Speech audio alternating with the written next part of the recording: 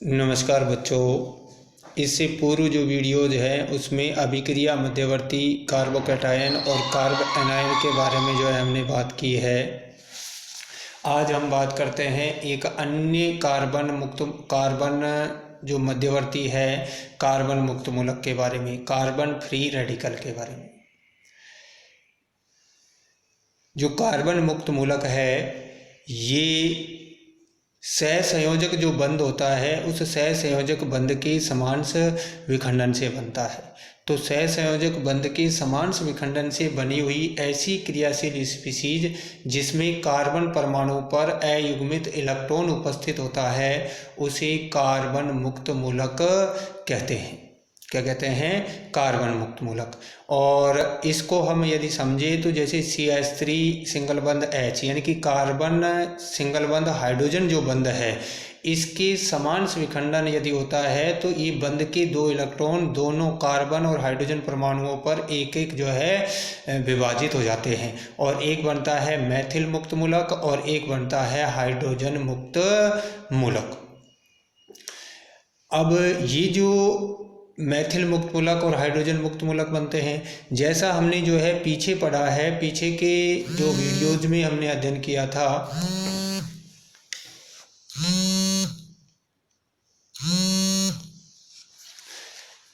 पीछे के जो वीडियोज है उनमें जो है हमने अध्ययन किया था कि कार्बन जो रेडिकल हैं कार्बोकैटायन और कार्बो एनायन जो है ये जो है आपके 3 प्रकार के होते हैं। उसी तरह से जो है कार्बन मुक्त मूलक भी अयुग्मित इलेक्ट्रॉन युक्त कार्बन परमाणु जो है उसके प्रकार के आधार पर जो है 3 प्रकार के होते हैं। एक होता है प्राथमिक कार्बन मुक्त मूलक। इसमें प्राथमिक कार्बन परमाणु पर अयुग्मित इलेक्ट्रॉन होता है, जैसे एथिल CH2 मुक्त मूलक CH3। ये जो है प्राथमिक कार्बन मुक्त मूलक है क्योंकि इसमें जो है प्राथमिक कार्बन परमाणु पर अयुग्मित इलेक्ट्रॉन पाया जाता है।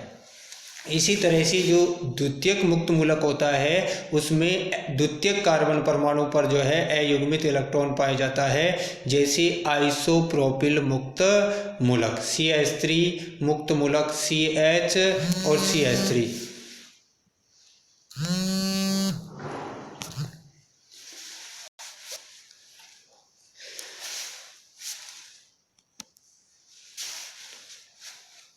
ये जो आइसोप्रोपिल मुक्त मूलक है ये जो है आपका द्वितीयक मुक्त मूलक होता है।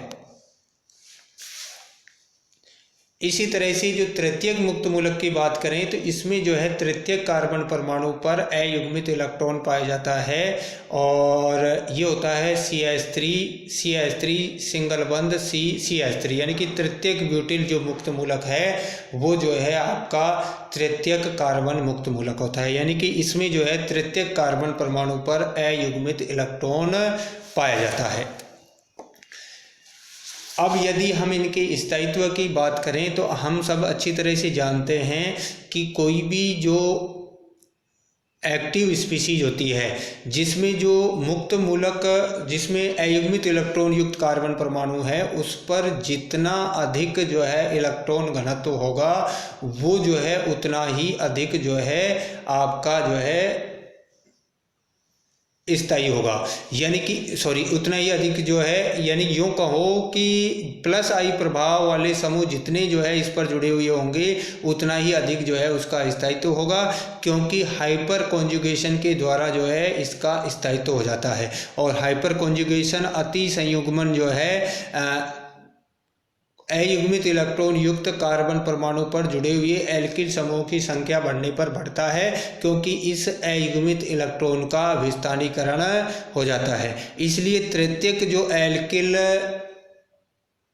मुक्त मूलक है वो सर्वाधिक स्थायी होता है, उससे कम द्वितीयक एल्किल मुक्त मूलक, उससे कम प्राथमिक और सबसे कम स्थायी जो है आपका मैथिल मुक्त मूलक होता है।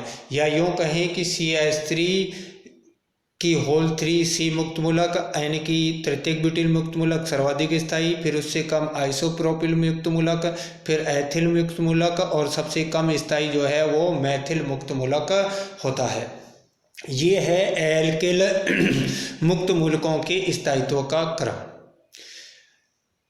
लेकिन जो असंतृप्त यौगिक होते हैं, उन असंतृप्त यौगिकों से प्राप्त जो मुक्त मूलक होते हैं वो इन एल्किल मुक्त मूलकों से अधिक स्थायी होते हैं। इसका कारण है कि इनमें जो है ये अतिरिक्त स्थायित्व अनुनाद या तथा इलेक्ट्रॉनों के अस्थानीकरण के कारण होता है। यानी कि एलिल मुक्त मूलक और बेंजिल मुक्त मूलक जो है इनसे भी अधिक स्थायी होते हैं, जैसा हमने कार्ब एनायन और कार्बोकैटायन के बारे में पढ़ा था। एल्किल मुक्त मूलक की संरचना की यदि हम बात करें तो एल्किल मुक्त मूलक की संरचना कैसी होती है। एल्किल जो मुक्त मूलक है, उस एल्किल मुक्त मूलक में अयुग्मित इलेक्ट्रॉन वाले कार्बन परमाणु जो है वो sp2 संकरित अवस्था में होता है। इसके पास 3 sp2 संकरित कक्षक जो है 3 अन्य परमाणुओं या समूहों के साथ बंध बनाने में प्रयुक्त होते हैं, जबकि एक असंकरित pz कक्षक होता है जो इनके तल के लंबवत होता है। इसमें अयुग्मित इलेक्ट्रॉन पाया जाता है।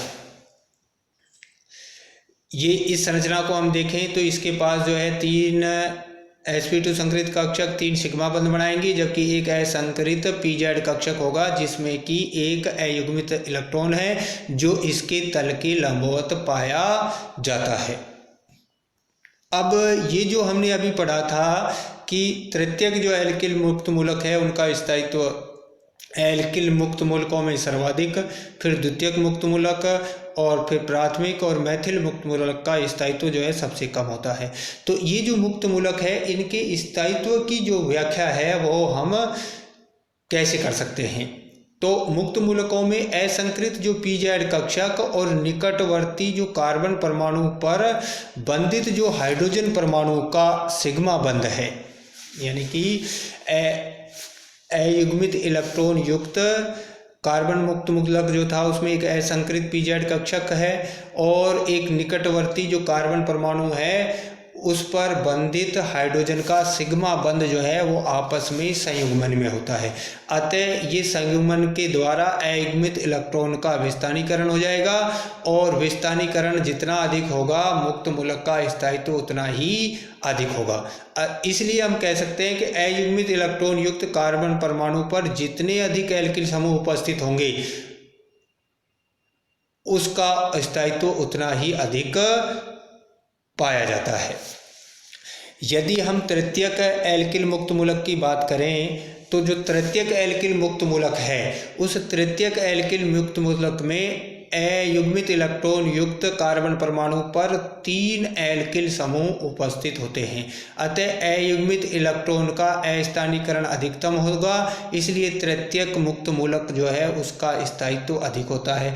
द्वितीयक जो मुक्त मूलक है उसमें अयुग्मित इलेक्ट्रॉन युक्त कार्बन पर केवल 2 एल्किल समूह होते हैं, जबकि प्राथमिक मुक्त मूलक में केवल 1 एल्किल समूह होता है। इसलिए जो है तृतीयक एल्किल समूह में अयुग्मित इलेक्ट्रॉन का अधिकतम अस्थानीकरण होगा, जबकि द्वितीयक में तृतीयक से कम अस्थानीकरण होगा और प्राथमिक में जो है सबसे कम अस्थानीकरण होता है। इसे जो है हम अति संयुग्मन प्रभाव कहते हैं। इसको हम जो है इस तरह से समझ सकते हैं कि ये जो एथिल मुक्त मूलक है, एथिल मुक्त मूलक में जो है अयुग्मित इलेक्ट्रॉन युक्त जो pz कक्षक है वो निकटतम जो एल्किल समूह है CH3 समूह उसके 3 हाइड्रोजन परमाणुओं के साथ संयुग्मन में है। संयुग्मन में होने के कारण जो निकटतम कार्बन परमाणु है उसके हाइड्रोजन बंध का समांश विखंडन होगा और समांश विखंडन होने से इन दोनों कार्बन परमाणुओं के मध्य डबल बंध बन जाएगा और हाइड्रोजन जो है वो उस पर अयुग्मित इलेक्ट्रॉन आ जाता है। इस तरह से ये अयुग्मित इलेक्ट्रॉन फिर जो है एक इसी एल्किल समूह के अन्य हाइड्रोजन बंध का जो है समांश विखंडन होगा और फिर ये अयुग्मित इलेक्ट्रॉन दूसरे हाइड्रोजन पर चला जाएगा। इसी तरह से वो तीसरे हाइड्रोजन पर चला जाएगा और इस अयुग्मित इलेक्ट्रॉन का पूरे अणु में जो है अस्थानीकरण हो जाता है, यानी कि बार बार जो है इसकी स्थिति बदलती रहती है। इसलिए इसके स्थायित्व में जो है अति संयुग्मन के द्वारा स्थायित्व प्राप्त होता है।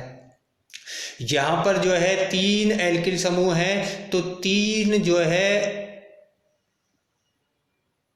संरचनाएं यानी कि 3 हाइड्रोजन परमाणुओं पर मुक्त अयुग्मित इलेक्ट्रॉन का स्थानीकरण होता है। जो जो एल्किल समूह जो है बढ़ते जाएंगे तो वैसे वैसे जो है अनुनादी संरचनाओं की संख्या बढ़ती जाएगी और इसके स्थायित्व में जो है वृद्धि होगी। इसीलिए तृतीयक एल्किल मुक्त मूलक सर्वाधिक स्थायी होगा, द्वितीयक उससे कम और तृतीयक जो है उससे भी कम स्थायी होगा।